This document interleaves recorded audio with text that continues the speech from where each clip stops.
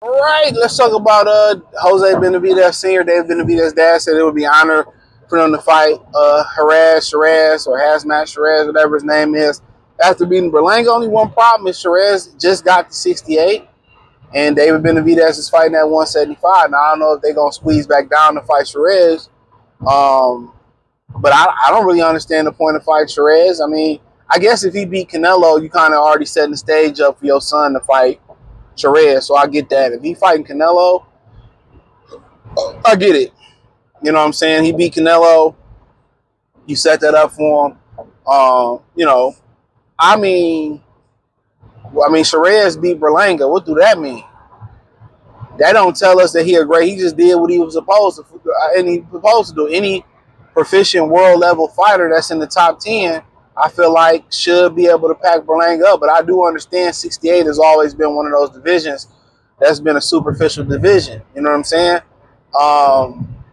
You know, so it ain't too many guys there, but he packed the King of New York up. You know, does that mean he's a good 168 pounder? That don't erase what Carlos Adames did to him. Adames beat him. They robbed the fuck out of him. And we all know it. So, I mean, I guess, you know, when you at 75 and you Benavidez, I guess you looking for names. Make sure I got my mic on. Yeah, you looking for names. So I ain't mad at it. You looking for names, and I mean, you know, you possibly setting up fights down the road. So I mean, I don't think much of it. I like to see Sheeraz, you know, actually fight other people. You know, Mbili, Plant, Charlo, you know, Munguia if he get clean, Bruno Mars from Munguia. I want to see him in the mix. I don't think that fight was enough to get a Canelo fight, especially he ain't gonna double back and try to fight Adames. I don't think that fight is good enough to say, oh, you deserve a Canelo fight. Based on what? And that's just, like I said, you know, everything in this world, when you're dealing with business and you're dealing with any type of currency, whether it's cash, gold, platinum, silver, you know what I'm saying, casino chips, it's all about relationships. When people like you more, you get more opportunities. Why do you think a lot of these dudes get on this YouTube shit and they pander to the bigger fan base? They sit here and lie to the bigger fan base to be bigger. Nobody likes the truth. In today's society, we've made people shun away from the truth. They've took the truth away. They call the truth hate speech. They call the truth conspiracy videos. And if they was, you know, if it was just to that point where it's a lie or it's conspiracy or it's hate speech, you know, why do they make a bunch of misandrous videos online and they're allowed to stay up? Why are a lot of people allowed to throw out stats that are completely lies and they don't attack the actual lies? That's how you know. When they start shadow banning people's channel or they start attacking people, that means they telling the truth. Because we've seen a bunch of even in the boxing space, Blue Blood sit here and tell lies all day and they allow him to grow fast. He tell lies all day. And you know what's sad about it? A lot of y'all niggas still be listening to him. That's the wild shit about it. What is going on here? People got no respect.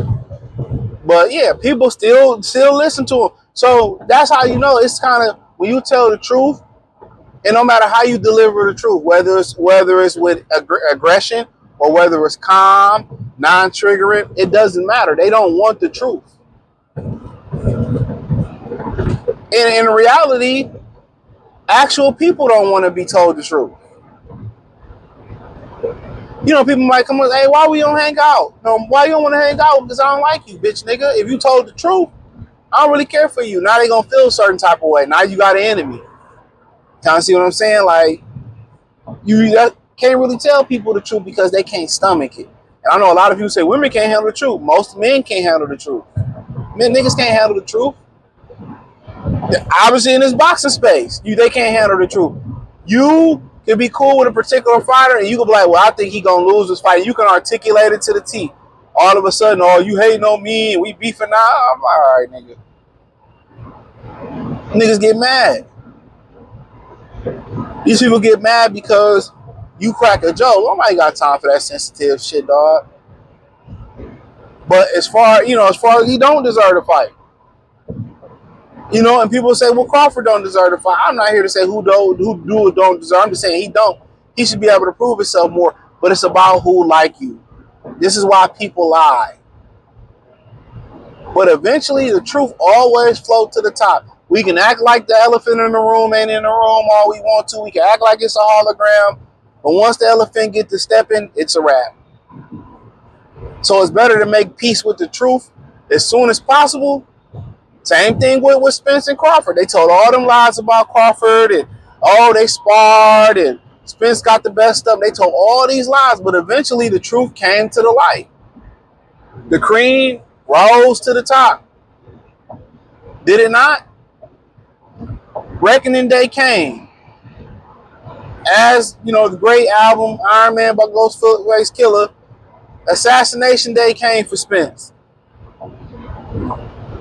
So no matter how much weed you smoke, how much alcohol you drink, you still gonna have to deal with the truth one day. It's inevitable. But honestly, I get it, build a fight up. His father, he's a respectable guy. We like him and all that. Look here, I ain't gonna lie. It's hard for me to fight want to fight a respectable guy. I ain't gonna lie. I mean, if the money right, that's enough money. But just in general, like, I like having bad blood. This whole thing where you gotta call somebody and be respectful, like, cool. Like, we just, but if you ducking me, like, man, fuck that. I like what the Haney's doing. I like what Berlanga did to Oscar. Let's bring back the energy. Let's bring back the static.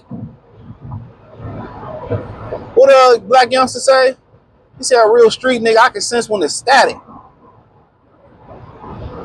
He said, I'm a real street nigga, I can sense when it's static. What's so funny? Some people don't even have that mechanism. And they were saying, I forget what Chris Rock called it. Chris Rock said he has some syndrome or some where he can't read the room. Like, I forget what he called it when Will Smith smacked. Some people don't really have that sense to sense when something off. And that's part of being street smart. You know what I'm saying?